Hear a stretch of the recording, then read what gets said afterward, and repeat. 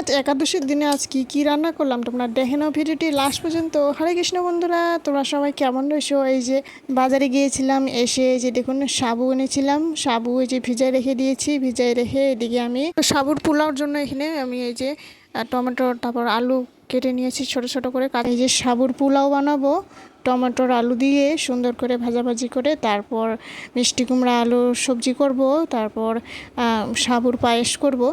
তারপর এই যে দেখুন প্রথমে আমি সাবুর পোলাওটি বানিয়ে নিব। তো প্রথমে এই যে আলু কাঁচা লঙ্কা দিয়ে সুন্দর করে ভাজাভাজি করে নিয়েছিলাম, একটু আদা কুচি দিয়ে। তারপর টমেটো কেটে দিয়েছি, টমেটোগুলো সুন্দর করে ভাজাভাজি করে দিয়েছিলাম, 2টা টমেটো দিয়েছিলাম।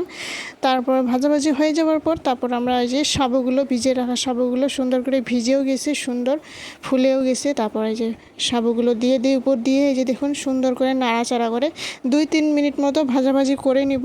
তারপর লবণ দিয়ে, হলুদ তো ছিল না, কাঁচা হলুদ শেষ হয়ে গেছিলো। তা এইভাবে আজকে সাবুর পোলাওটি করে নিলাম। তারপরে এই যে দেখুন মিষ্টি কুমড়া আলু দিয়ে একটা সবজি করব, সুন্দর ঘি দিয়ে একটা খুব ভালো হয় মিষ্টি কুমড়ার সবজিটি। তারপরে যে একটু আদা কুচি দিয়ে আগে আলুগুলো ভাজাভাজি করে তারপরে মিষ্টি কুমড়াগুলো দিয়ে সুন্দর করে ভাজাভাজি হয়ে যাবার একটা একটা টমেটো কেটে দিয়েছি। তারপর কাঁচা লঙ্কা 5-6টা মতো দিয়ে এই যে দেখুন ভাজাভাজি হয়ে যাবে, একটুখানি জল দিয়েছি, জল দিয়ে এই যে দেখুন সুন্দর করে নাড়াচাড়া করে মাখা মাখা করে নিব সবজিটি। উপর দিয়ে ঘি ছড়িয়ে দিলাম। তারপর আমরা সবজি একেবারে রেডি ভগবানকে ভোগ দেওয়ার জন্য। তারপরে যে সাবুর পায়েসটি করব।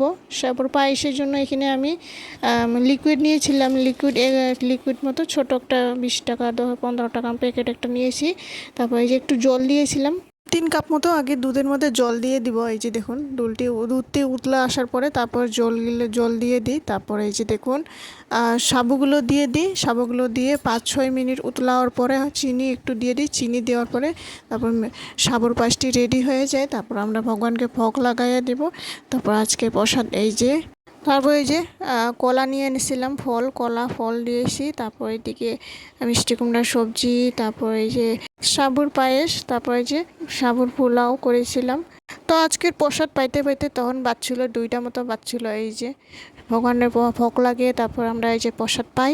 তো বন্ধুরা ভিডিওটি ভালো লাগলে অবশ্যই লাইক, কমেন্ট, শেয়ার, সাবস্ক্রাইব করে জানাবেন। আশা করি নেক্সট ভিডিওতে দেখাবো। আজকে যেন